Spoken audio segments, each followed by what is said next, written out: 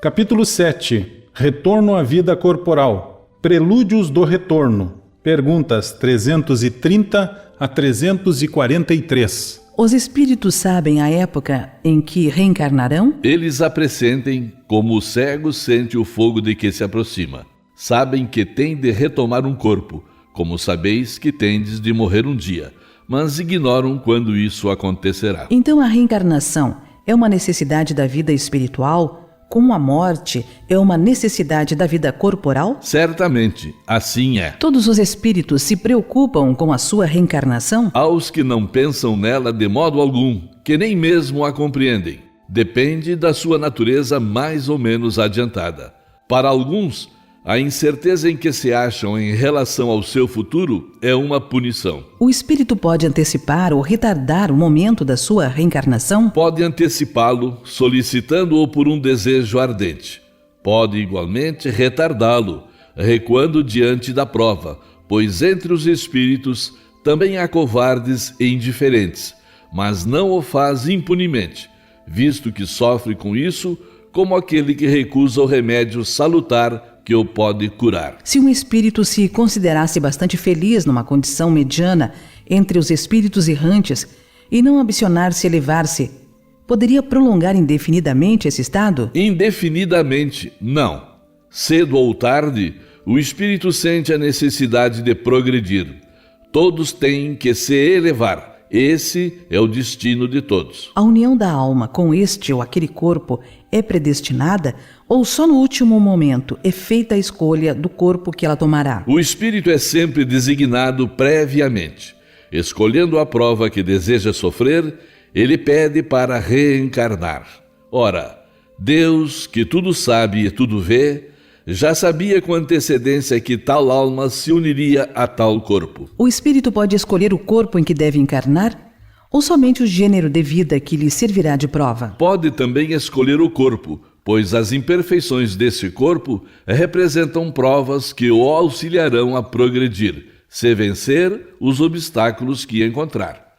O espírito pode pedir, mas a escolha nem sempre depende dele. Poderia o espírito, no último momento, recusar o corpo que havia escolhido? Se recusasse, sofreria muito mais do que aquele que não tivesse tentado nenhuma prova. Poderia acontecer não haver espírito que aceitasse encarnar numa criança que houvesse de nascer? Deus a isso proveria.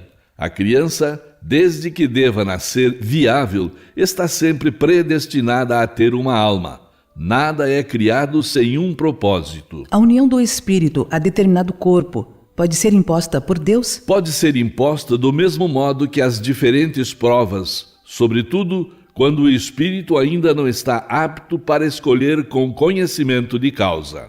Por expiação, o espírito pode ser constrangido a se unir ao corpo de determinada criança, que pelo seu nascimento e pela posição que vem a ocupar no mundo, poderá tornar-se para ele um instrumento de castigo. Se acontecesse que muitos espíritos se apresentassem para tomar determinado corpo que deve nascer, o que decidiria qual deles vai ocupar esse corpo? Muitos podem pedi-lo, mas, em tal caso, é Deus quem julga qual o mais capaz de desempenhar a missão a qual a criança está destinada.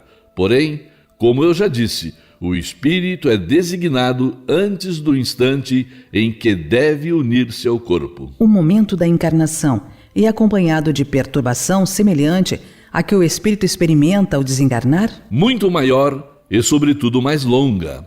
Pela morte, o espírito sai da escravidão. Pelo nascimento, entra para ela. É solene para o espírito o momento da sua encarnação? Realiza esse ato como uma coisa grave e importante para ele? É como um viajante que embarca para uma travessia perigosa e que não sabe se encontrará ou não a morte nas ondas que enfrenta. O viajante que embarca sabe a que perigo se expõe, mas não sabe se naufragará. Dá-se o mesmo com o espírito.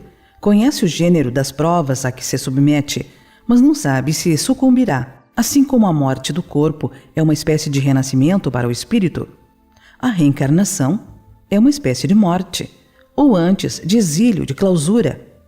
Ele deixa o mundo dos espíritos pelo mundo corporal, como o homem deixa o mundo corporal pelo mundo dos espíritos. O espírito sabe que reencarnará como o homem sabe que morrerá. Mas como este não tem consciência do fato, senão no último momento quando é chegada sua hora.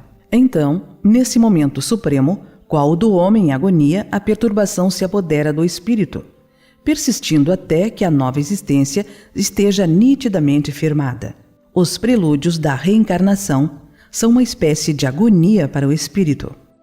A incerteza em que se acha quanto à eventualidade do seu triunfo nas provas que vai suportar na vida é para o espírito uma causa de ansiedade antes da sua encarnação? De uma ansiedade muito grande, pois as provas da sua existência o retardarão ou o farão avançar, conforme as tiver bem ou mal suportado. No momento da reencarnação, o espírito se acha acompanhado por outros espíritos, amigos seus, que vêm assistir a sua partida do mundo espiritual, como o vem receber quando para lá retorna? Depende da esfera a que o espírito pertença. Se está nas esferas em que reina a afeição, os espíritos que o amam acompanham-no até o último instante, encorajam-no e muitas vezes até lhe seguem os passos durante a vida. Os espíritos amigos que nos acompanham na vida são por vezes os que vemos em sonhos, que nos testemunham afeto e que se nos apresentam com feições desconhecidas? Muito frequentemente são eles.